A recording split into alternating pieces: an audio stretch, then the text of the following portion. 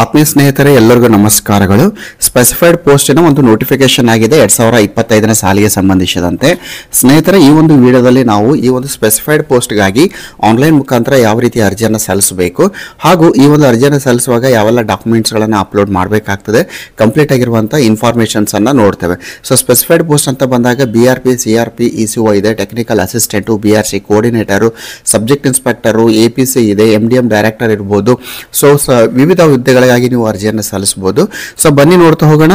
ನಿಮ್ಮ ಒಂದು ಮೊಬೈಲ್ ಅಥವಾ ಲ್ಯಾಪ್ಟಾಪಿನ ಒಂದು ಗೂಗಲ್ ಸರ್ಚ್ ಇಂಜಿನ್ ಓಪನ್ ಮಾಡಿ EDS ಅಂತ ಟೈಪ್ ಮಾಡಿ ಸರ್ಚ್ ಅನ್ನು ಕೊಡಿ. ಸೊ ಆಗ ನಿಮಗೆ ಇಲ್ಲಿ EDS ಲಾಗಿನ್ ಅಂತ ಬರುತ್ತೆ. ಸೊ ಈ ಒಂದು EDS ಲಾಗಿನ್ ಅಂತ ಬಂದಾಗ ನೀವು ಈ ರೀತಿಯ ಕ್ಲಿಕ್ ಮಾಡಿದಾಗ ಮತ್ತೊಂದು ಸ್ಕ್ರೀನ್ ಓಪನ್ ಆಗುತ್ತೆ. ಸೊ ಸ್ನೇಹಿತರೆ, ಇಲ್ಲಿ ತಾವಿಲ್ಲಿ ಗಮನಿಸ್ತಾ ಇದ್ದೀರಿ, ಈ ಒಂದು ಎಂಪ್ಲಾಯ್ಮೆಂಟ್ ಡಾಟಾ ಸಿಸ್ಟಮ್ ಅಂತ ಓಪನ್ ಆಗಿದೆ. ಇಲ್ಲಿ 3 ಆಪ್ಷನ್ಸ್ ಇದೆ. ಒಂದು ಎಂಪ್ಲಾಯ್ ಅಂತ ಇದೆ, ಎರಡನೇದು ಆಫೀಸ್ ಅಂತ ಇದೆ, ಮೂರನೇದು ಸ್ಕೂಲ್ ಅಂತ ಇದೆ.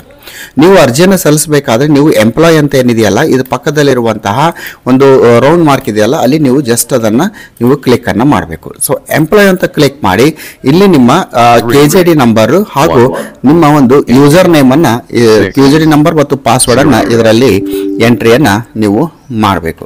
ಸೊ ಆತ್ಮೀಯ ಸ್ನೇಹಿತರೆ, ಈ ರೀತಿ ಎಂಟ್ರಿ ಮಾಡಿ ಲಾಗಿನ್ ಅಂತ ಕೊಡಿ.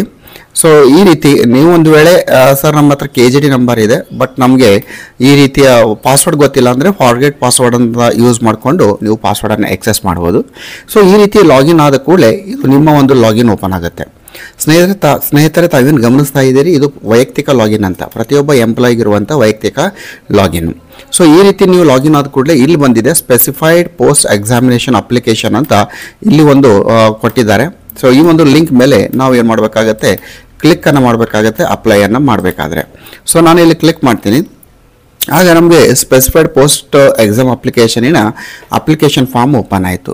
ಸೊ ಓಪನ್ ಆದ ಕೂಡಲೇ ಇಲ್ಲಿ ಒಂದಿಷ್ಟು ಬೇಸಿಕ್ ಡೀಟೇಲ್ಸ್ ಇದೆ. ಇಲ್ಲಿ ಬಹಳ ಇಂಪಾರ್ಟೆಂಟು ನೀವು ನೋಡಬೇಕಾಗಿರುವಂಥದ್ದು ಏನಂದರೆ, ಈ ಒಂದು ಫೋಟೋ ಇದೆ, ಫೋಟೋವನ್ನು ನೋಡಿ ಕ್ಲಿಯಾರಿಟಿ. ಆಮೇಲೆ KJD ನಂಬರ್ ಇದೆ, ನೇಮ್ ಆಫ್ ದ ಟೀಚರ್ ಇದೆ, ಸ್ಕೂಲ್ ಕ್ಯಾಟಗರಿ ಬರ್ತದೆ, ಡೇಟ್ ಆಫ್ ಬರ್ತ್ ಇದೆ, ಜೆಂಡರ್ ಇದೆ, ಪ್ರೆಸೆಂಟ್ ವರ್ಕಿಂಗ್ ಸ್ಕೂಲ್ ಆಫೀಸ್ ನೋಡಿ, ಪ್ರೆಸೆಂಟ್ ಸ್ಕೂಲ್ ಎಂಟ್ರಿ ಡೇಟ್, ಯಾವ ಡೇಟಿಗೆ ಎಂಟ್ರಿ ಆಗಿದ್ದೀರಿ, ಆಮೇಲೆ ಪ್ರೆಸೆಂಟ್ ಕೆಡರ್ ಯಾವುದಿದೆ ನೋಡಿ, present designation, present subject and medium, ಆಮೇಲೆ date of entry into service, ಆಮೇಲೆ ಪ್ರೊಬೇಷನರಿ ಡಿಕ್ಲರೇಷನ್ ಆಗಿರುವಂಥ ವರ್ಷ, ಮೊಬೈಲ್ ನಂಬರು. ಸೊ ಇದು ಏನಿದೆ ಬೇಸಿಕ್ ಇನ್ಫಾರ್ಮೇಷನ್ಸ್ ಇದೆ. ಸ್ನೇಹಿತರೆ, ಈ ಒಂದು ಬೇಸಿಕ್ ಇನ್ಫಾರ್ಮೇಷನ್ಸ್ನಲ್ಲಿ ಏನಾದರೂ ತಪ್ಪಾಗಿತ್ತು ಅಂದರೆ ನೀವು ನಿಮ್ಮ ಒಂದು DDO ಲಾಗಿನ್ನಲ್ಲಿ ಹೋಗಿ ಅದನ್ನು ಸರಿಪಡಿಸಬೇಕಾಗತ್ತೆ. ಅದಾದ ನಂತರ ನೀವು ಅಪ್ಲಿಕೇಶನನ್ನು ಹಾಕಬೇಕು. ಒಂದು ವೇಳೆ ಇಲ್ಲಿ ಏನಾದರೂ ತಪ್ಪುಗಳಾಗಿತ್ತು, ನೀವು ಅದೇ ರೀತಿ ಅಪ್ಲಿಕೇಶನನ್ನು ಹಾಕಿದರೆ ಮುಂದೆ ನಿಮ್ಮ ಫಾರ್ಮು ರಿಜೆಕ್ಟ್ ಆಗುತ್ತೆ. ಸೊ ಇದಾದಮೇಲೆ ನೆಕ್ಸ್ಟ್ ಏನು ಬರ್ತದೆ ಅಂದರೆ, ಇಲ್ಲಿ ಒಂದಿದೆ ಆಫೀಸ್ ಬಿಯರರ್ ಅಂತ ಇದೆ, ಎಸ್ ಆರ್ ನೋ ಅಂತ. ಶಾಲೆಯಲ್ಲಿ ನೀವು ಕೆಲಸವನ್ನು ಮಾಡ್ತಾ ಇದ್ದರೆ ನೋ ಅಂತ ಹಾಕಿ, ಆಫೀಸ್ನಲ್ಲಿ ಈಗಾಗಲೇ ನೀವು ಬೇರೆ ಒಂದು ಟೆಕ್ನಿಕಲ್ ಅಸಿಸ್ಟೆಂಟ್ ಇರ್ಬೋದು, ಬೇರೆ ಒಂದು ವರ್ಕನ್ನು ಆಲ್ರೆಡಿ ಮಾಡ್ತಾ ಇದ್ರೆ ಎಸ್ ಅಂತ ಹಾಕಿ. ಸೊ ಶಾಲೆಯಲ್ಲಿ ವರ್ಕ್ ಮಾಡ್ತಾ ಇದ್ರೆ ನೋ ಅಂತ ಹಾಕಬೇಕು. ಇದಾದಮೇಲೆ ಇಲ್ಲಿ ಎಕ್ಸಾಮಿನೇಷನ್ ಮೀಡಿಯಮ್ ಅಂತ ಇದೆ, ಯಾವ ಮೀಡಿಯಮ್ನಲ್ಲಿ ಎಕ್ಸಾಮಿನೇಷನ್ ಬರೀತೀರಿ ಅಂದರೆ ಇಂಗ್ಲೀಷ್ ಮತ್ತು ಕನ್ನಡ ಎರಡು ಇದೆ, ನೀವು ಆ ಒಂದು ಮೀಡಿಯಮನ್ನು ಸೆಲೆಕ್ಟನ್ನು ಮಾಡಿ. ಸೊ ಇದಾದಮೇಲೆ ಅಪ್ಲೈ ಫಾರ್ ಅಂತ ಬರುತ್ತೆ.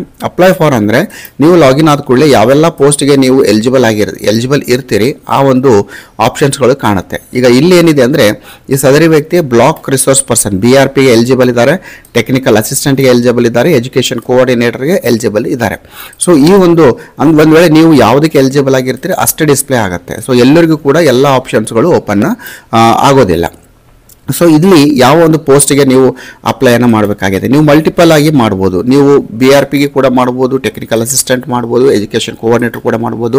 ಇನ್ನು HM ಕ್ಯಾಡರ್ ಅಂತ ಬಂದಾಗ ಇಲ್ಲಿ BRC coordinator, subject inspector, MDM, so ಈ ರೀತಿ ಎಲ್ಲ ಬರುತ್ತೆ. ನೀವು ಎಲ್ಲದಕ್ಕೂ ನೀವು ಟಿಕ್ ಮಾಡ್ಬೋದು. ಸೊ ನೀವು ಅಥವಾ ನೀವು ಸ್ಪೆಸಿಫಿಕ್ ಆಗಿ ಇದೇ ಪೋಸ್ಟ್ಗೆ ತಯಾರಿ ಮಾಡ್ತಾ ಇದ್ದೀರಿ ಅಂದರೆ ಕೇವಲ ಒಂದಕ್ಕೆ ನೀವು ಟಿಕ್ಕನ್ನು ಮಾಡ್ಬೋದು. ಸೊ ನನ್ನ ಸಜೆಷನ್ ಅಂದರೆ ಎಲ್ಲದಕ್ಕೂ ಟಿಕ್ ಮಾಡಿ, ಯಾಕಂದರೆ ಕಟ್ ಆಫ್ ಯಾವ ರೀತಿ ನಿಲ್ಲುತ್ತೆ ಗೊತ್ತಾಗೋದಿಲ್ಲ. ಸೊ ಫೈನಲಿ ನೀವು ಯಾವುದು ಟಿಕ್ ಮಾಡೋದಿಲ್ಲ ಆ ಒಂದು ಮೆರಿಟ್ ಕಡಿಮೆ ನಿಲ್ಬೋದು. ಸೊ ಅದಕ್ಕೆ ಎಲ್ಲದಕ್ಕೂ ಟಿಕ್ ಮಾಡಿ ಎಕ್ಸಾಮ್ ಬರೆಯುವಂಥದ್ದು ಬೆಟರ್.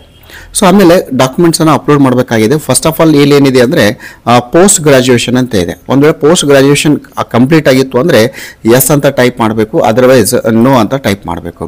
ಇಲ್ಲಿ ಪೋಸ್ಟ್ ಗ್ರಾಜ್ಯುಯೇಷನ್ ಆಗಿತ್ತು ಅಂದರೆ ಎಸ್ ಅಂತ ಮಾಡಿ.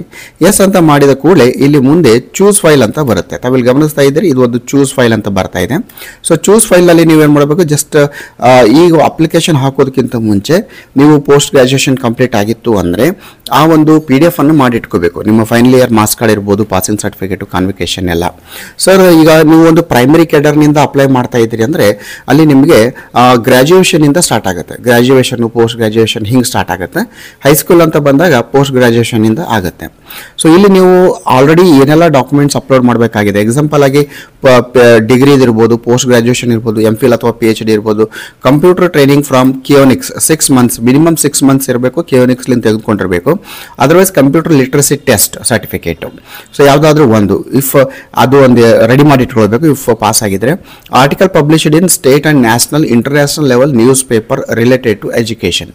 ಅಂದರೆ ಒಂದು ಶಿಕ್ಷಣಕ್ಕೆ ಸಂಬಂಧಿಸಿದಂಥ ಒಂದು ಆರ್ಟಿಕಲ್ಸ್ ನೀವೇನಾದರೂ ಬರೆದಿದ್ರೆ ರಾಜ್ಯ ಮಟ್ಟದಲ್ಲಿ, ರಾಷ್ಟ್ರ ಮಟ್ಟದಲ್ಲಿ, ಅಂತಾರಾಷ್ಟ್ರ ಮಟ್ಟದಲ್ಲಿ, ಸೊ ಇವುಗಳನ್ನೆಲ್ಲ PDF-ನಲ್ಲಿ ಇಟ್ಕೊಳ್ಳಿ.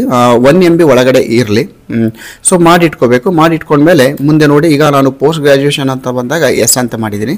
ಚೂಸ್ ಫೈಲ್ ಅಂತ ಕ್ಲಿಕ್ ಮಾಡಿದಾಗ ನಮ್ಮ ಒಂದು ಮೊಬೈಲ್ ಅಥವಾ ಲ್ಯಾಪ್ಟಾಪಿನ ಎಲ್ಲ ಒಂದು ಗೂಗಲ್ ಸರ್ಚ್ ಇಂಜನ್ಸ್ ಓಪನ್ ಆಗುತ್ತೆ. ಸೊ ಅಲ್ಲಿ ಆ ಫೈಲನ್ನು ಸೆಲೆಕ್ಟ್ ಮಾಡಬೇಕು ನಾವು. ಸೊ ಎಕ್ಸಾಂಪಲ್ ಆಗಿ ಈ ರೀತಿ ನಾವು ಏನು ಮಾಡಬೇಕಾಗತ್ತೆ ಅಂದರೆ ಸೆಲೆಕ್ಟನ್ನು ಮಾಡಬೇಕು. ಸೊ ಸೆಲೆಕ್ಟನ್ನು ಇಲ್ಲಿ ಸೈಜ್ ಇದೆ 300 KB, ಭಾಳ ಕ್ಲಿಯರ್ ಆಗಿದೆ. 300 KB ಇರುವಂಥ ಒಂದು ಸೈಜನ್ನು ಇರಬೇಕಾಗತ್ತೆ. ಅದಕ್ಕಿಂತ ಹೆಚ್ಚಿಗೆ ಇದ್ದರೆ ಅದು ಏನಾಗಲ್ಲ, ಅಪ್ಲೋಡು ಆಗೋದಿಲ್ಲ. ನೋಡಿ 300 KB. ಸೊ ನಿಮ್ಮ ಒಂದು ಇದು ಮಾಡುವಾಗ 300 KB ಫೈಲನ್ನು ನೀವು ಏನು ಮಾಡಬೇಕಾಗತ್ತೆ, ರೆಡ್ಯೂಸನ್ನು ಮಾಡಿ. ಸೊ ಇಲ್ಲ ನಾನು ಮಾಡಿದ್ದೀನಿ, ಮಾಡಿದ ಕೂಡಲೇ ತೆಗೆದುಕೊಳ್ಳುತ್ತೆ.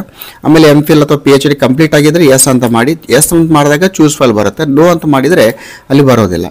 ಕಂಪ್ಯೂಟರ್ ಟ್ರೈನಿಂಗು ಎಸ್ ಇದ್ದರೆ ಎಸ್, ನೋ ಇದ್ದರೆ ನೋ.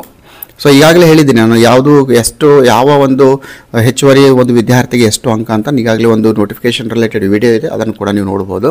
ಆಮೇಲೆ ಆರ್ಟಿಕಲ್ಸ್ ಎಸ್ ಇದ್ದರೆ ಎಸ್, ನೋ ಇದ್ದರೆ ನೋ. ಸೊ ಈ ರೀತಿ ನೀವು ರಿಲೇಟೆಡ್ ಡಾಕ್ಯುಮೆಂಟ್ಸ್ಗಳನ್ನೆಲ್ಲ ಅಪ್ಲೋಡ್ ಮಾಡಬೇಕು. ಆಮೇಲೆ ಸರ್ವಿಸ್ ಡೀಟೇಲ್ಸ್ ಇದೆ, ಒಂದ್ಸಲ ನೋಡ್ಕೊಳ್ಳಿ.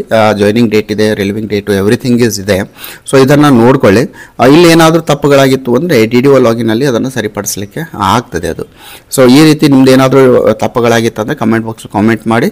ಸೊ ಹೆಚ್ಚಿನ ಸ್ನೇಹಿತರು ಕಾಮೆಂಟ್ ಮಾಡಿದೆ ಅದರಲ್ಲಿ how to update in EDS ಪ್ರತ್ಯೇಕವಾಗಿರುವಂಥ ವಿಡಿಯೋನ ಮಾಡ್ತೀನಿ.